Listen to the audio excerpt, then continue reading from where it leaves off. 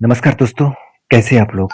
बहुत दिनों के बाद फिर से एक आईपीओ का अपडेट आया है और आज का जो आईपीओ है वो बहुत इंटरेस्टिंग होने वाला है। क्यों? क्योंकि इस कंपनी का अगर मैं डेटाबेस आपको पूरा दिखा दूँ, मतलब इस कंपनी के फाइनेंशियल फंडामेंटल्स सब कुछ दिखा दूँ, तो आप थोड़ा-सा चौंक जाएँगे क्योंकि इस तरीके से कंपनी में हम लोग किस तरीके से फँस जाते हैं। तो पूरा डिटेल्स में बताऊँगा, तो वीडियो को लास्ट तक देखना और अभी तक आपने चैनल को सब्सक्राइब नहीं किया, तो ज़रूर कर लेना। तो चलो वीडियो को शुरू करते हैं।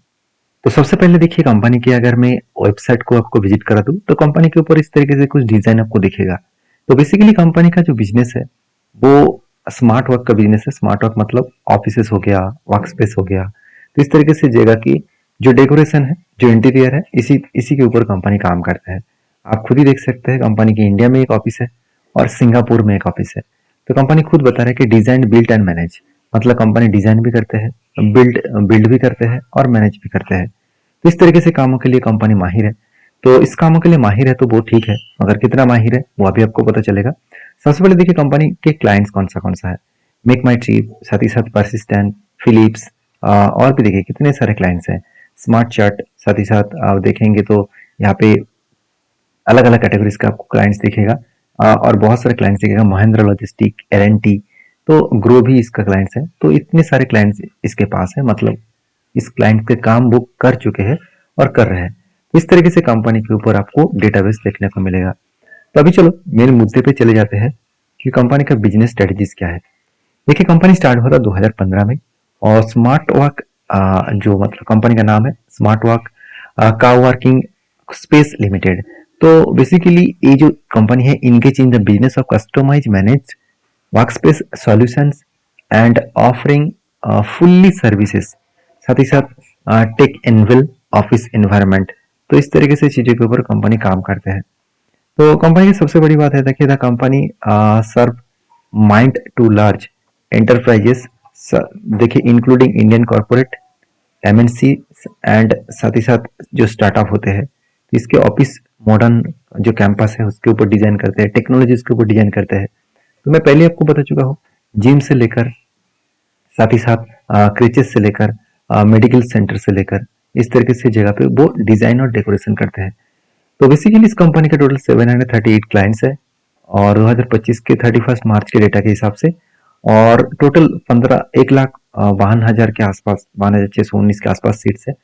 और करेंटली कंपनी 728 क्लाइंट्स है और 1,69,541 सीट्स है और 12,000 मतलब 12,044 सीट्स ये टू ऑक्युपाइड, मतलब कंपनी कंटिन्यूसली खुद के बिजनेस को ग्रोथ कर रहा है। यहाँ पे आपको देखने को मिले तो कंपनी के टोटल कंपनी देखिए company hold 4 of the Indian largest मतलब लीजेस्ट clients include 7.7 million square foot, और वो भी बेंगलुरु में आपको देखने को मिलेगा। तो कंपनी के जो बिजनेस है वो तो आपको क्लियर कट आपको पता चल गया। अभी कंपनी के ऊपर देखिए सबसे बड़ी बात है कंपनी का फाइनेंशियल। कंपनी कुछ भी कर ले, फाइनेंशियल अगर अच्छा नहीं है तो उस कंपनी में काम करना बहुत बड़ा गलती होगा। जैसे देखिए कंपनी का अगर एसेट के बारे में बात करूं तो हर साल एसेट बनना चाहिए था, मगर बीच बीच में एसेट डाउन हो गया। 44,000 से लेकर 41,000, सॉरी 4400 से लेकर 4100 हो गया, उसके बाद 4600 हो गया। मतलब यहाँ पे ज्यादा वोलाटिलिटी है। रेवेन्यूज के बारे में बात करें तो 644 से लेकर 1100 और 1400।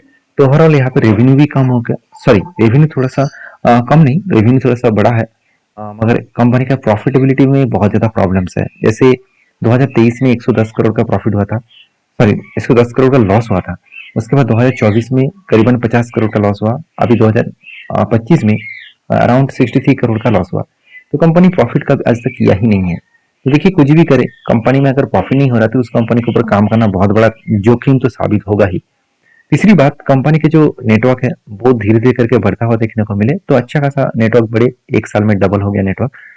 तो कंपनी की सबसे बड़ी बात है कंपनी का कर्जा। तो कर्जा पहले 500 करोड़ के ऊपर था, आज अराउंड 400 करोड़ के आसपास है। तो ये भी कोई कम कर्जा नहीं है, क्योंकि 2.90% का कर्जा मतलब बहुत ज्यादा कर्जा है। और यही कर्जे के कारण के बेसिस में कंपनी का प्रॉफिट मार्जिन बढ़ नहीं रहा। कंपनी का आरओसी तो ठीक है, मगर कंपनी के जो अर्निंग पर शेयर है वो नेगेटिव है। और कंपनी के जो earning per share post IPO में होगा वो भी नेगेटिव होगा। तो कंपनी इसके ऊपर आईपीओ लेने का मेन मकसद क्या है वो देख लीजिए। कंपनी बता रहा है कि रीपेमेंट, पी पेमेंट और जो है वो उसको पेमेंट मतलब जो कर्जा है उसको पेमेंट करने के लिए 114 करोड़ मार्केट से उठा रहा है। साथ ही साथ capital expenditure of fit out of the new मतलब सेंटर जो है उस न्यू सेंटर्स को बनाने के लिए उसके लिए डिपॉजिट लगेगा 225 करोड़। तो ओवरऑल कंपनी बिजनेस के ऊपर ही पैसा निवेश कर रहा है। कितना कर रहा है चलो एक बार देख लेते हैं। तो उसको देखने के लिए मुझे ऊपर जाना होगा और ये पूरा डेटा मैं आपको चित्तारगढ़.com साइट के ऊपर दिखा रहा हूँ, जाकर खुद चेकआउट कर सकते हैं। तो बेसिकली टोटल आईपीओ का साइज है 582 करोड़, उनमें से फ्रेश इशू है 445 करोड़, मतलब 4445 करोड़ के टोटल पैसा जो है वो बिजनेस के ऊपर इन्वेस्टमेंट होगा। बाकी 135 करोड़ के आसपास जो पैसा है वो ऑफर फॉर सेल है, मतलब वो पैसा प्रोमोटर के जेब में जाएगा। तो देखिए प्रोमोटर के जेब में ना जाना ही ठीक होता, अगर मतलब ठीक चाहिए था, क्योंकि कंपनी अभी भी लॉस है, लॉस मेकिंग कंपनी है। जो लॉस मेकिंग कंपनी के ऊपर प्रोमोटर पैसा लेकर भाग मतलब पैसा ले रहा है तो ये गलत है मेरे हिसाब से। मुझे मतलब गलत मतलब मुझे यहाँ पे खराबी लगा, क्योंकि अगर कंपनी प्रॉफिटेबिलिटी में होता तो कंपनी के प्रोमोटर पैसा ले रहा है तो ठीक है, तो ज्यादा पैसा बिजनेस में इन्वेस्ट करना चाहिए था, फिर भी कोई बात नहीं। कंपनी के ऊपर आईपीओ का जो प्राइस है 387 से लेकर 407, 36 का शेयर आपको खरीदारी करना होगा। 10 का फेस वैल्यू के हिसाब से इसका ओपनिंग डेट है 10 तारीख और इसका क्लोजिंग डेट है 14 तारीख। तो क्लोजिंग डेट है 14 तारीख, उसके बाद देखिए 10 मतलब आपको आईपीओ का लिस्टिंग डेट देखने को मिलेगा 17 तारीख। तो एक लॉट की खरीदारी करने में आपको टोटल 36 लॉट शेयर्स खरीदारी करना होगा, 14,652 रुपीज आपको देना होगा। तो मजेदार बात यह है कि कंपनी के सारे पॉइंट्स मैं आपके साथ शेयर किया हूँ, सिर्फ एक पॉइंट आपके साथ मैंने नहीं शेयर किया। देखिए इस कंपनी में, इस सेक्टर में दो कंपनी अवेलेबल है मार्केट में। एक है एडब्ल्यू मतलब एफिस स्पेस सॉल्यूशन लिमिटेड, जो इसी फील्ड में काम कर रहा है। उसका देखिए अर्निंग पर शेयर पॉजिटिव है, मगर यहाँ पे स्मार्ट वर्क का अर्निंग पर शेयर नेगेटिव है।